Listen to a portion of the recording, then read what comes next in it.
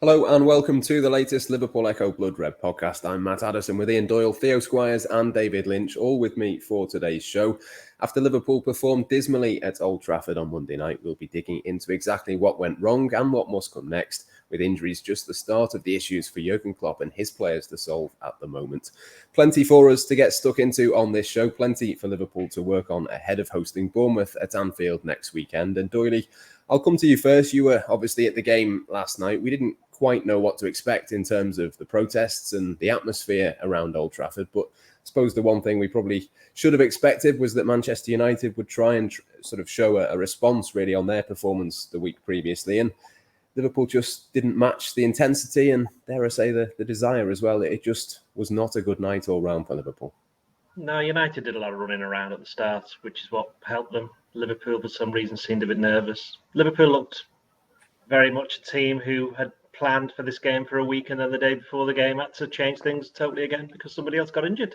So I'm sure we'll get into all the reasons why they lost. I mean, my answer now could go on for about half an hour. The other two can go home. We could just, well, they're already our home, but the other two can just like get off the podcast and that would be it. It would just be me just chatting. But that would be very selfish of me. Very selfish. I will share the pain with everybody. I know that Lynch has got quite a few things he wants to get off his chest, primarily pro Manchester United. But it's been in all seriousness, right? I wasn't impressed with United at all. I didn't think they were particularly good. That shows you how bad Liverpool were. Liverpool were absolutely atrocious for 25 minutes, which is the same against Fulham when they were absolutely atrocious in the first half. But yeah, there are an awful lot of reasons for Liverpool being the way they are. If you've got £280 million of talent on the, not playing, any team's going to struggle to cope with that. Especially when you look at it, the two centre backs who partnered Van Dijk towards the end of last season both were out. Van Dijk, for some reason, has not been great this season. He's no pressure on his place. Joe Gomez was one of the best players for Liverpool on the pitch. Midfield, you've got Thiago, your main conductor. He's not playing. And a lot the younger legs and the thrust that comes from Jones and Oxlade-Chamberlain, they're not playing either. Then up front, you've lost your main threat for the second half of last season in Mane. The guy who's replaced him, he's also not available. And then your other guy who in these kind of games tends to score the first goal, Jota, he's not playing either. So factor in, what happened against Crystal Palace, against Fulham, and it all adds up to a bit of a recipe for things not going well for Liverpool. But if they'd have played the first half as they did for the last 25 minutes, they wouldn't have lost. It's as simple as that. I mean, as I said, United, I saw some stuff today saying they were outstanding, which does kind of underline just how far standards have dropped at Old Trafford. But it was still enough to beat Liverpool, who I think personally still haven't got over what happened at the end of last season. It's not quite Brendan Rodgers 2014-15 levels of hangover because they lost Suarez obviously then, and they didn't really replace him. I just think that with the break being so short, there's not been a lot of time for them to kind of recover, even in ways, physically. They played about, 63 games last season? I mean, how can you go from being almost perfect to, perfectly awful, to be honest, for the first 25 minutes? So there's an awful lot going on. I mean, people will look at the team selection and go, why didn't Fabinho play? But I wasn't surprised that he wasn't playing, given the fact that he was absolutely terrible against Crystal Palace. He's not, and then he came on and did okay, to be fair, because Henderson wasn't very good. Milner, for all his attributes at times, looked about as old as I am because he is, and poor Harvey Elliott, he. The second half he did better, but the first half he kind of looked like what he is, which is 19 years old, played in one of these big games for one of the first times. So if you write them all down, it's no reason for me. There's all the reasons for why it happened, but these aren't excuses, they're reasons. And the problem Liverpool have now, because we can talk about this now, as we will do for about 35, 40 minutes, what happens next? No one's coming back for the Bournemouth game. And they're probably not going to be back for the Newcastle game either. So they're going to have to sort it between themselves. Alison Becker did an interview with the website after the game, the Liverpool website, I should say, after the game. And he kind of said, teams know the way we play, but everybody knows how Liverpool play. And I think they would like to change things around, but how can they with the players that they've got available at the moment? Now's not the time to make drastic changes, do anything radical. But they're going to have to do something different, because the way things are going at the moment, I hate to be the one to say this, but what was it, about 3 weeks ago? Everybody laughed at me when I said Liverpool were going to win nothing and they weren't really going to challenge for the title because it'll be a season of transition. I didn't expect it to be 3 games in and I'd get proven right, but it is. And Klopp said that last May. The problem they got is a lot of the players who are the transitional players, they're also injured. Canate, there's one. Nunes is one. Jota, you could say. He wanted Curtis Jones to be a bit more involved. He's not there. So, they're not excuses. They're reasons.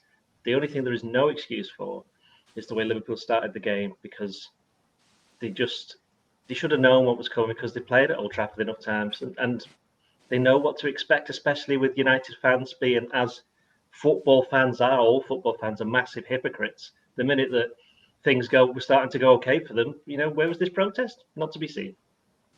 Yeah, the slow start, Theo, is a crucial point, isn't it? Liverpool, it is becoming a pattern now. It is becoming a trend, and that is something that they can turn around. I think that the last time they took the lead in a game was back in April against Newcastle. I think it's 7 Premier League matches in a row now. They've conceded the first goal. I mean, it's clearly an obvious way to change things. Obviously, doing so is proving slightly more difficult. Yeah, I suppose Liverpool peaked last season in that first half of the FA Cup semi-final. And since then, they've gradually got worse and worse. And they're like running out of ideas now. And Doyley's pretty much just covered every single reason why. We were talking in the office yesterday. It's like, well, this game could go either way against United. If Liverpool got the first goal, then the United fans would have been on the team's back. They'd have been against the Glazers. It'd have been a horrible atmosphere for very different reasons. And Liverpool could have won it quite comfortably. It was almost how it went their way against them last year. They scored after like 5 minutes, and we all know how that ended up.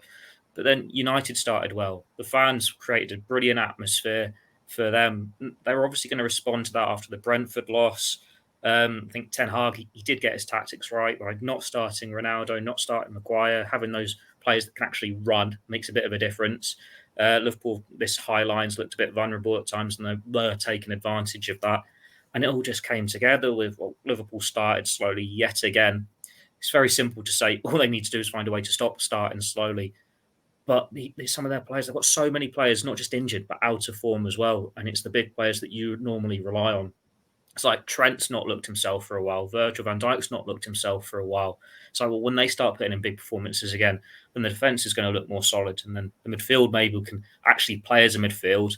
The attack, at least, is a new attack that hasn't played together before, really, and it's just finding its feet again. It's a big loss losing Sadio Mane. But Liverpool at the moment, they don't look like a team. They look like they're mentally shot after last season. They need to find a way to piece it back together. But when you've got nothing in reserve, it's very hard to do that because it is just a way of playing through. Like I did a piece yesterday lunchtime saying, well, this is the type of game where you need Naby Keita to step up. You need Joe Gomez to step up, Roberto Firmino, the players that weren't really playing much last year or have had the injury problems. And what happens? Well, Keita now, he could be out for a few weeks, month, whatever. We don't know. It's just another player added to the injury list. Feels like with a week to go until the transfer window closes, they need signings. They need something to be thrown into that squad to give them a boost, to lift the spirits, to have that impact that Luis Diaz had in January. But speak to Jurgen Klopp after every game. This question is put to him, and he doesn't have the answer. It's impossible for him to go out and spend if the money's not there, or if the right player's not there. He's worked miracles before, and he's going to have to do so again. But it's not pretty at this current time. Can I just point out that what Theo said there, and I mentioned in my stuff. Sorry, Lynch, I'll let you talk a minute. It was United made the decision to drop Fred, Ronaldo, Maguire, and Shaw. So that's the equivalent now of Liverpool on Saturday dropping Van Dijk, say for argument's sake, Trent, Henderson or Milner. I was going to say Henderson, and Firmino. Okay, so in midfield, Fabinho can come in. That's one. Is Nat Phillips going to play centre back? Who's going to play right back? And up front, you're going to play Carvalho as a forward who can get up to because he's actually one of the bright points when he came on. But that does underline that as Theo said, they just haven't got anybody to come in because they're all injured, and there's not a lot you can do about that unless you want to go have a massive podcast on why players get injured and when. And we could talk about, well, look, Kate's been injured; he's always injured. But the reality is, over the past 12 months, he hasn't always been injured. It's been as simple as that. This is unusual for him, and anyway, Lynch, you go on. You talk about it. Well, do you know what? the injuries is an important point, actually. I think, you mentioned them earlier in the podcast about saying that was a potential reason for why Liverpool are where they are, but I don't think that's a good enough excuse for yesterday's performance. You look at the starting 11, for example. So the back five is the back five that won the Premier League 2 years ago. And and only the one change really from what they had last season. So in terms of bringing Joe Gomez in, who's an excellent centre half, and I just thought he played okay in periods yesterday. So that shouldn't be as poor as it was. The front three is basically the first choice front three with Nunez out for Firmino, which is a swap you would expect Liverpool to make quite often this season. What would say, Lynchy? How many times have Firmino, Diaz, and Salah played together? Well, how many times has Nunez starts? How many times has he played with them? Not very frequently at all. So you would just said, we should expect United to lose. No, I'm just saying that those three are as untried as Nunez. There's untried, so it's basically a new attack. Well, I don't accept that that's a reason for them playing as poorly as they did, to be honest. So I think that front three is one figure away from being the first choice front three. And as it was, you're bringing in Firmino, who's got bags of experience and quality, and it's been a big part of what Liverpool have done in recent years. So then that leaves you with the midfield, which I think it's obvious Thiago Alcantara would have started. Fabinho was dropped because he hasn't had a great start to the season, but that was a choice that the manager made to leave him out. Didn't want to play him back into form. He just figured that he was going to pull him out. And then that other spot is up for debate. Would it have been Elliott? Would it have been Henderson? Depending on who was fit or whatever. But it's not like the first 11 was absolutely miles away from Liverpool's first choice. But I think the biggest issue they had throughout the entire game was that midfield is not miles away from the first choice, and yet it just isn't good enough. I think a couple of things have happened since last season. I think Milner's probably going a year too far. I think giving him that contract was a good decision if he was going to play significantly fewer games than last season, but we're already looking like he's going to play a lot more because of how many injury-prone players are around him. I think Henderson quite quietly had a very patchy season last season and may well be slightly on the slide past his peak. I think it went under the radar last season because Liverpool's results were just so good over the entirety of the season that Henderson had some serious patches of really poor form throughout that, and that could be the new normal for him going forward. Thiago Alcantara, phenomenal, but he can't stay fit. This is nothing new. Liverpool knew it when they signed him, and so building your midfield around a situation whereby if he isn't fit, you've got a serious problem. That is a nightmare. Particularly as the players behind him have either shown that they're not massively trusted by the manager or can't stay fit consistently. So Liverpool are always starting on the back foot in midfield. And I think it was such a massive problem last night because they got completely run out of the game by Manchester United in that area. And that exposed the defence, which I think man for man is not a bad defence. But it got made to look stupid last night because I'm telling you, if at this level you let players get that amount of space in front of you or you give balls away loose in midfield, of course they're going to pick passes in between your right back and your centre half. It's easy. Any of us could do it with given that amount of space. And given the level of quality, United it was too easy for them. So I think it all comes down to, and I know people bang on about it and we've spoke about it all summer on the podcast, but Liverpool's midfield issue was so obvious last night. And if they want to go forward and say they don't want to sign anyone in that position, fair play, be stubborn about it. But it's so obvious now to even sort of the layman that is going to be an issue for them going forward. Because what's not going to happen is, unless they get really lucky and Thiago Alcantara comes back from this injury and is consistently fit for the rest of the season, they're going to have a serious problem in there. And I just think that was made all the more obvious last night. We saw it a lot. Just as well they gave Milner a contract, though, wasn't it? Who the hell would have played? Well, yeah. It's just as well they gave him the contract, so maybe Klopp knew exactly what he was doing overall. I mean, the midfield thing is interesting because, again, what was it? 2 months ago, they were within 1 week of winning everything. So it's clearly not quite as bad as people are making out. But if your players aren't there, they're not available. I think Klopp deserves... they showed the hand, didn't they? Because they tried to sign the lad from Monaco who's gone to Real Madrid. So quite clearly, they knew quite well that they need to get some new midfielders in. And I think that probably, the minute they didn't sign him, or couldn't sign him, that's when they said, right, we're just going to keep Oxlade-Chamberlain and Keita because that's two players who are going to go to the end of the contract.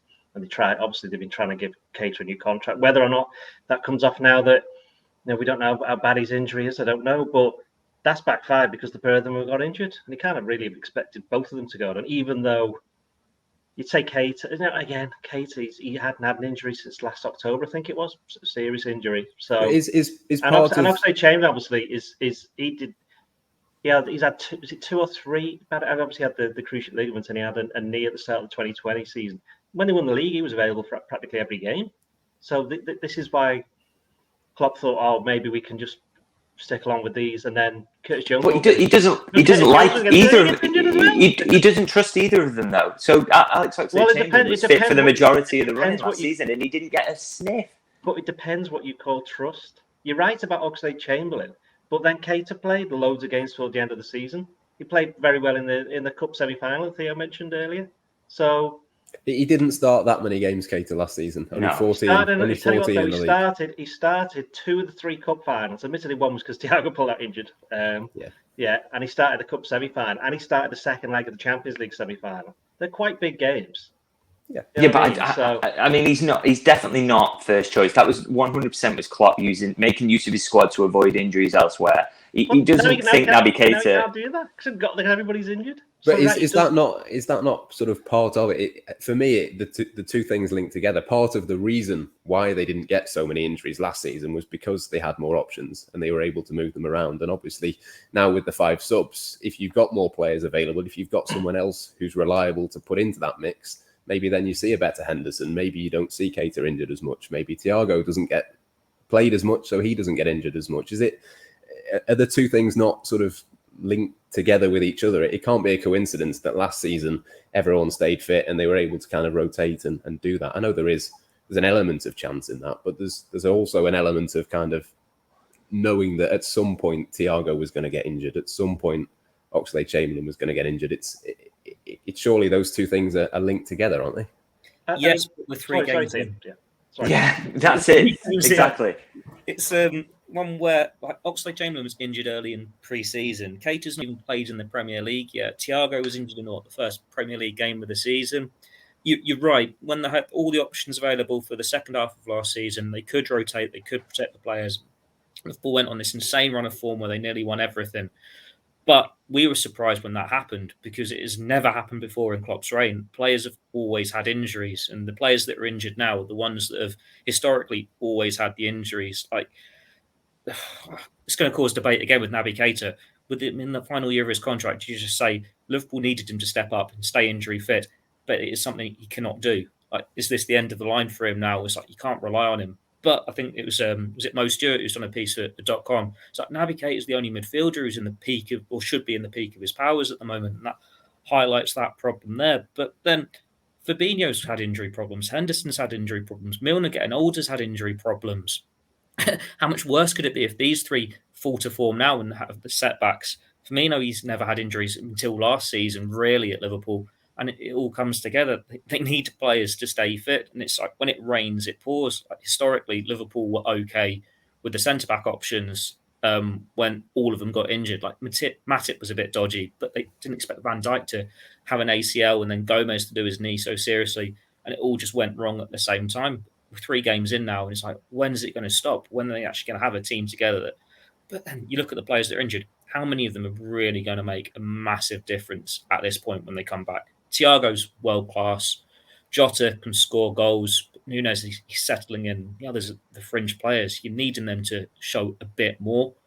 You need Curtis Jones to finish the season first choice, to make that step. It's so much. It's just not going right at the moment. And we're not even out of August yet. It's ridiculous. I do think, I'm going to be old man again here, if you don't mind. I'm old enough to remember when Liverpool nearly won the double, 1988. When they had the great team, it's regarded up until recently probably Liverpool's best ever team.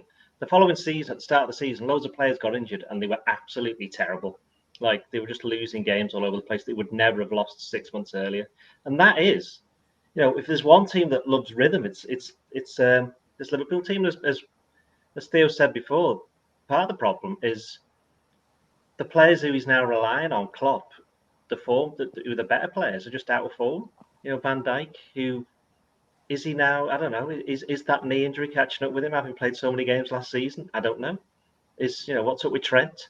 Why is Trent's an interesting one, because going forward, I don't think he's got any problems. I do think that he's, as Lynchy said before, kind of hinted at before, he's one that needs the protection from the midfield, and that's not coming because they were all over the place. You saw in the first half, Harvey Elliott was, one of Liverpool's better players, but defensively he wasn't really offering that much. Although, funnily enough, one of the times that he did do it inadvertently led to the first goal when he came back, and he did a good tactic block, didn't he, on Ericsson, and it wasn't his fault, obviously, but it's just that he was there. So yeah, I do think that the injuries is a problem. It is. Sorry, it's just sounds boring, but look at the season. Forget 1988, 2 seasons ago. Look what happened. I remember Lynchy was on a podcast and he said something like, "Oh, who knew that when Liverpool got all their players back, they were actually quite good?" So it's that situation again. It's just that it's in the midfield where people are already asking questions about it. That's why it's become more prevalent. No one's talking that much about the forwards, even though I personally think they should have got another forward in anyway. And I think that's kind of been underlined by what's happened so far, because you were putting a lot of stock in Núñez hitting the ground running, and now he's through his own actions and his own frustration, he's been ruled out of games where he would have made a difference last night up against Martinez, who spent most of his game, to be fair, trying to wind people up. Yeah. The forward question is something we're going to come on to as well, Lynch. We might as well do that now. I mean, it wasn't the best game from Roberto Firmino, was it? No, absolutely not. I think, if the team is not set up in a way that, you've got...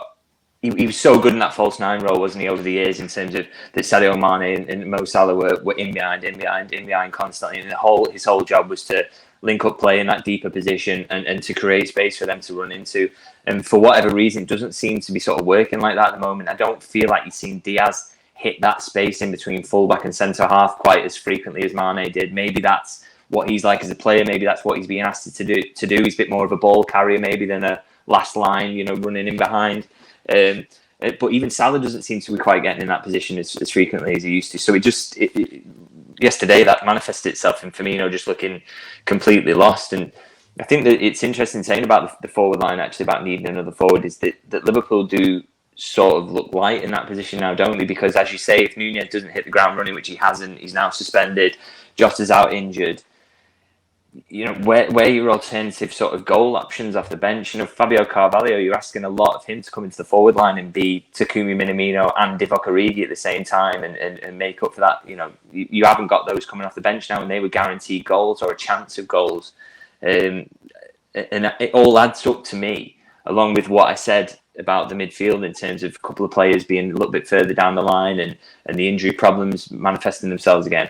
I actually think Liverpool's squad may be far weaker on paper now than it was at the end of last season, which is, when you consider the achievements of last season and what Jurgen Klopp put together with that team, to give him a weaker squad for this season just seems like utter madness. But that is without doubt for me what Liverpool have done, and that we've seen that in the opening 3 games. Yes, they've been unfortunate with the injuries and that, and I'm absolutely certain that the results will recover to an acceptable level at some point. But I think, they've weakened the squad, been hit by the injuries, and now they're sort of reaping what they've sown, really, in terms of that. And it's really harming the results. And it's been a bad start to such a degree that you're starting to think, well, can they even win the Premier League still? And it's ridiculous. It's August and we're saying that, but it might, is that ridiculous? Is that unfair? I genuinely think, given the standards of recent seasons, it's not a ridiculous thing to say. Yeah, no, I'd agree with that, to be fair. More than the squad, though, Theo. I mean, just the 3 players that started yesterday in the attack for Liverpool, it struck me, not just yesterday, but in all 3 of the games so far, they're so far apart from each other. We don't really see the link up yet. And I know, obviously, Luis Diaz is still relatively new, and there's still a bit of an evolution to be had here at Liverpool with the forward line. But it just seemed to me that Diaz was very far left, Salah very far right. There was nothing in between. It just didn't really feel like it was ever going to be able to link up that front 3, because they just were miles apart from each other. Yeah, it feels like players who've never played together before. They don't feel like a team at the moment. There aren't those relationships, those connections. Like it's not quite clicking down the right hand side with the three, whether it's Elliot or Henderson with Trent and Salah either. They just get in each other's way. And it shows, I suppose, that we've been spoilt for however many years having Salah, Firmino, and Mane when they're at the peak of their powers, and everything was just so smooth and goals galore. And now it's that transition of, well, you're relying on Salah to still be able to do it. And he's maybe not at his very best because the front three isn't clicking, but he's still getting goals. He's still getting in positions. There have been glimpses alongside Nunes, but you're relying on Nunes to come in, hit the ground running, pick up where Mane left off, get suspended. Diaz, he was always going to have a drop off. Like it was incredible how he started his Liverpool career as well as he did. There was going to come a time where it caught up with him. He's showing glimpses still, but it's about getting a stable, consistent front three that can link up, that can be this new trio like Mane, Firmino, and Salah. But then you look at Firmino now, and it's almost looking like he's past his peak. Like he shouldn't be getting this new contract. It's like last season, maybe it's fine having him down the pecking order. They had 7 senior international forwards, and he was fifth in the pecking order. Well, now he's already fourth when everyone's available, and we're in a position where he's third now. It shows that they've made not a mistake, but they need something else there. And it's a changing of the times that Firmino isn't first choice for Liverpool anymore. You can't have him as this leading striker when the criticism about him not getting the goals has been constant for 2-3 years now. Maybe if it was a 4-2-3-1 and you've got number 10, that's fine. Or if you had Salah and Diaz perfectly tuned like Mane and Salah were a few years ago, cutting inside, making the right runs in the right spaces, getting the goals, and then you don't have that criticism on him as much. But then you need the midfield in the right spaces. You need them working as a trio, getting forward, making the right things. You need the fullbacks on the game. And at the moment, none of it's clicking together. It's all falling apart. Like the defence, their line at times is atrocious. They're not holding it. It's easy to get in behind them. Like it's debatable. I thought the second goal should have been offside yesterday for Rashford. I thought Gomez had just done it right. But even then, he should have been a bit smarter, holding that line, getting forward to make it an obvious decision. And there's been so many instances of that. We're not seeing the fullbacks get forward and creating anything of note compared to previous years. Every single cross into the box gets cut out. It's just, we've got to give it to Salah or Diaz, hope they can beat 3 or 4 men and then make something happen. And it's very easy to just defend deep and cut that out. Liverpool need to find answers. We thought a week on the training field, as they've had for the last couple of weeks, would help that. And all it's done is mean they've got injuries in training, which depleted the options even more. And it's made it even harder for them.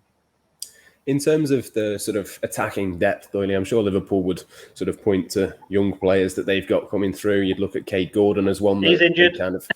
He's injured at the moment, of course he is, but they don't want to block the pathway for him. I'm sure there's others. Obviously, Fabio Carvalho came on and did pretty well yesterday. Even Bobby Clark was on the bench, but I don't think it was ever realistic that he was going to get any minutes at Old Trafford. I mean, is that enough of a reason / excuse really for not going out and getting another forward? Is that part of the long-term plan, or do you think Liverpool should have maybe done a little bit more in that and looked almost a little bit shorter term just to kind of maintain what they did last summer rather than maybe looking 2, 3, 4 years into the future?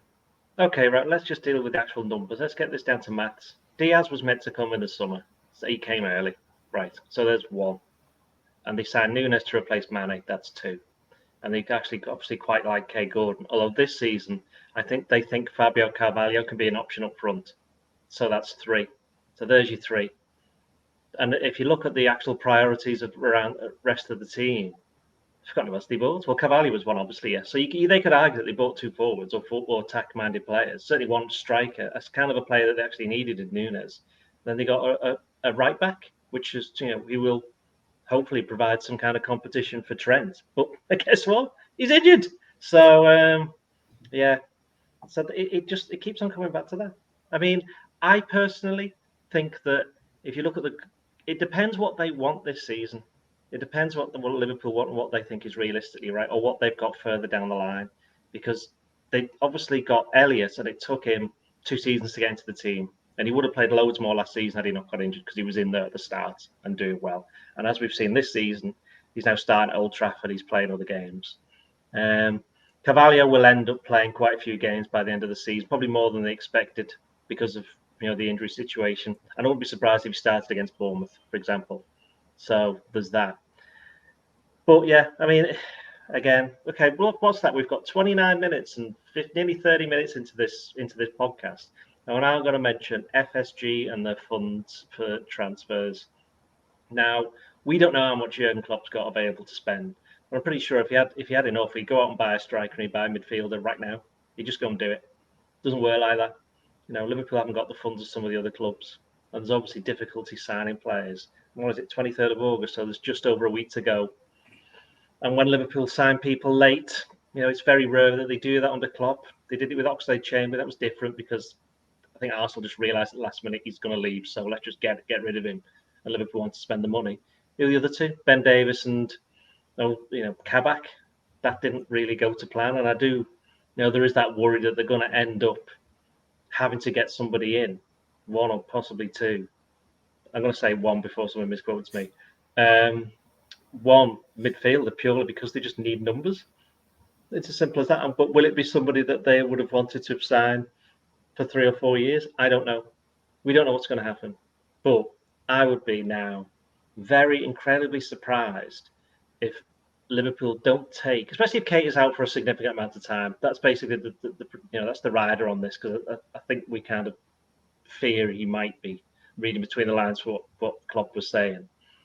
Is they're going to have to take a short-term hit on the finances because the long-term gain is to make sure they're in the top 4, because ultimately that's what they're playing for now, getting into that top 4. People don't like talking about money, but if Liverpool want money, they're going to have to get into that Champions League again. So they're going to have to do that, I'm afraid. How likely is it, Lynchy, do you think that they would change their stance, or would that, to me, that would almost feel like they were panic buying. Maybe it's got to that stage that they do have to panic buy. What sort of likelihood do you think it is over the next, 8 days is it until the transfer deadline? It doesn't feel like anything is imminent if Liverpool were to kind of change their mind on that. I think they'll hold on for as long as they can. I think back to the centre-back situation. They really didn't even want to sign a centre-half then. It was only when Joel Matip went down in the last couple of days of the window that they actually finally broke on that, and then signed 2 players who, made very minimal contributions in the end anyway. So that shows just quite how stubborn they can be, leaving it to that sort of level of things. And maybe they'll think similar in terms of midfield. Maybe it'd have to be a season end for Naby Keita for them to change their mind, which I just think is absolutely crazy. I think they knew they needed a midfielder anyway. They clearly went for one, for all the reasons we've discussed in terms of, certain players going past the peak and not being able to contribute, and the general injury-prone nature of that collection of footballers. I don't hold out an awful lot of hope that they'll go and do anything, because they will argue that they're waiting for the right one. But the age profile thing that we actually spoke about earlier is quite interesting, in terms of you basically got a few 19, 20-year-olds and then some guys who are towards the end of the career, and then nothing really in between apart from Naby Keita, who's injured quite a lot. And that's kind of interesting because that's clearly where Liverpool could strengthen, and where they would look to buy someone is of that age profile that comes in and makes an instant sort of first-team impact. But did they sort of accept when they didn't get Tchouaméni that this was going to be a little bit of a transitional season in terms of the midfield? And if that's the case, you're probably going into next summer needing 2 anyway in terms of some of the departures that are going to be there. So if this is going to be a transitional season, why don't you get the ball rolling in terms of bringing someone in and allowing one of the 2 that you're probably going to need, and allowing them to adapt? Because you've got that process ongoing with, for example, Nunez at the moment. He's going to be going through that process this season. So it's just very, very difficult to understand the thinking behind it. And I think fans who are putting all their eggs in the Jude Bellingham basket as well have got every chance of being disappointed, because I think Liverpool will have a very set idea about what they want to pay in terms of wages. So they're not just hanging on for him either. So I really cannot understand the approach in midfield. I don't get it. Liverpool have been proven right on this sort of stuff many, many times over in recent years. So, maybe I'm getting it completely wrong, but I don't expect that they will sign anyone in midfield unless Keita is a pretty bad injury, and I don't understand it, to be honest. Klopp always talks about the right player, but if Keita's out, then surely the right player is somebody to replace Keita. So I think that might change things a little bit. And I'm pretty sure if there is any kind of not battle or conversation or persuading that needs to be done to FSG, Klopp can just say, well, here you go. Here's all these players that are injured. And this one is going to be out for this long, and this long, and this long, and he's out of his contract, etc., etc., etc. Because we know Oxlade-Chamberlain's not coming back anytime soon. And don't know what's up with Jones. That's a bit of a worry for me, that one.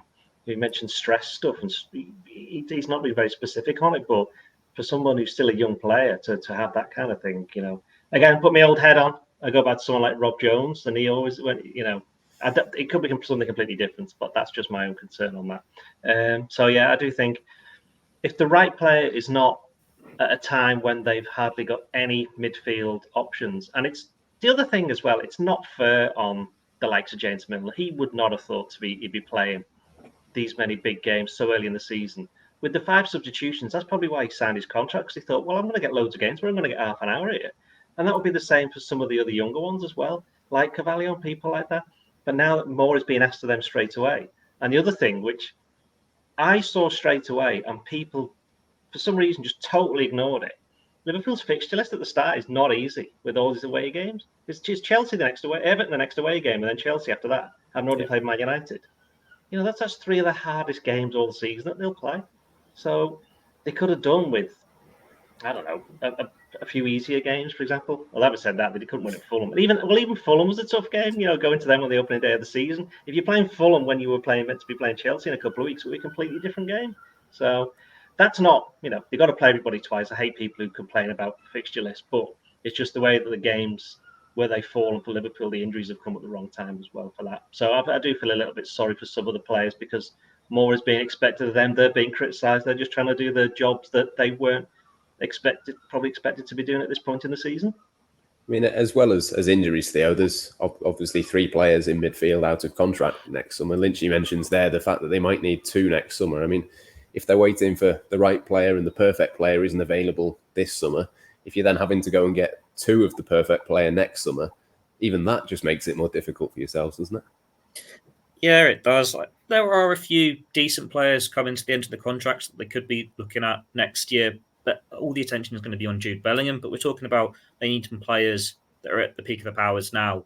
Well, Bellingham's a teenager still, isn't he? So even then, he could take some time. He's not played in the Premier League before. I know he's this generational talent that's looked superb for Dortmund. He's impressed when he's played for England, but he could be like Nunes now, and he's needing a bit of time to settle, get up to pace, and be the right player. He's more a long-term investment.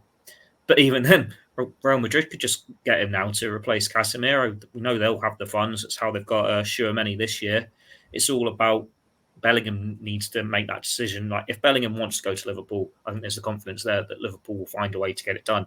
But if he's happy to listen to offers and it isn't Liverpool or no one, they've got a fight on their hands. And it's just becoming so difficult for them because they looked at it this year, 2022, that was when they were going to upgrade the attack. They were going to make those next steps. They brought in Diaz, they brought in Nunes, they brought in Carvalho. On paper, it made sense waiting until 2023 to do the same thing for midfield because you don't want to have a completely new team altogether. You need to make it in stages, and they would have 8-9 players who could play in midfield. But when they're the ones who are getting injured time and time again, and these 3 that are out of contract, I didn't think it was a bad decision giving Milner a contract for the sense of 5 substitutions. As Doyle said, he's perfect to bring on for 30 minutes to see out a game, to give you that leadership, to make a difference. But when you're asking him to start games, there's no issue with his fitness. He can cover every blade of grass, but he isn't that starting quality. You need that middle ground there. Keita was supposed to be this player that could be central in the midfield along with Fabinho, but we know his injury record. Oxlade-Chamberlain's going to go. They can't rely on him anymore. You look at these injuries, bringing it back to injuries. Liverpool have always kept it close to their chest on how long players are out for. And in the past, that has suited them. It means there's been no pressure on players to come back. They can just get ready. We even saw it with Harvey Elliott last year. He's back in February, but they could keep him behind the scenes a little bit. Didn't have to play him much, so he could make sure he was right when he did return. But when you get all the injuries at once, there's the panic now. Like Joel Matip, we thought, oh, that's only going to be 1 or 2 weeks. And now Klopp's saying, oh, it could be a month. You don't know when these players are going to be back. And you look at their records. This could be players out until October. Like Diogo Jota having another hamstring injury. It's like, well, should he not be closing on a return now? If that's a month, 6-week layoff for a hamstring injury, it could be a serious one. It could be another month, another 6 weeks. We don't know. He's just creating this panic with the last week to go until the window. You look at attackers, midfielders that are available. You see the players that the title rivals are being linked with. That was at United being linked with Pulisic. Liverpool have been in for him before. That would be an interesting one to go for if you wanted a new forward. But he's got a dodgy injury record. Hudson-Odoi, they've been linked with him before. He's got a dodgy injury record. It's very hard to find the right player who's going to tick all the boxes, can come in, hit the ground running. They got it with Luis Diaz last year, and now they need to go and find it again. Diaz was someone they've done all the scouting on. They wanted to bring in, this summer, and they had to act to get him in 6 months early. Are Liverpool really planning on someone they'd bring in January or next summer, who they're suddenly going to be available now and they can get a deal done? It's unlikely, because if they could do it 12 months earlier, it wouldn't be August 23rd and we're having this conversation. It would have been something they'd have looked to do in June, in July, have them in for pre-season and have this all forward plan ready and avoid this issue. But it's just players who get injuries, getting injured again. But then you've always got the players who haven't had the injuries who suddenly get struck down. Like Naby Keita, he was having great appearance record in Germany, and then all of a sudden he comes to Liverpool, he's injury prone. There's countless examples like that. Oxlade-Chamberlain, he had a dodgy injury record, but there are others as well. Liverpool have just got so many of them, and there have been those criticisms in the past of it's the intensity Jurgen Klopp puts the squad under, how much they train and everything. But we've not seen real intensity from Liverpool on the pitch for a number of months now, and it is the concern going into this game at the weekend against Bournemouth when they really need to win, the same as they really need to win against Manchester United and they really need to win against Palace. You can't be falling too far behind in August, but that's the situation we're in. Absolutely. Plenty for Jurgen Klopp and for Liverpool to think about this week, and hopefully the witch has left the AXA training centre and there's no more injuries over the course of the next few days. That'll just about do us, though, for this episode of the show. Lots more stuff to come throughout the week, including the Champions League group stage draw. We'll bring you that live on YouTube on Thursday, 5 p.m. UK time. That one kicks off. Until next time, though, from all of us here, it's goodbye for now.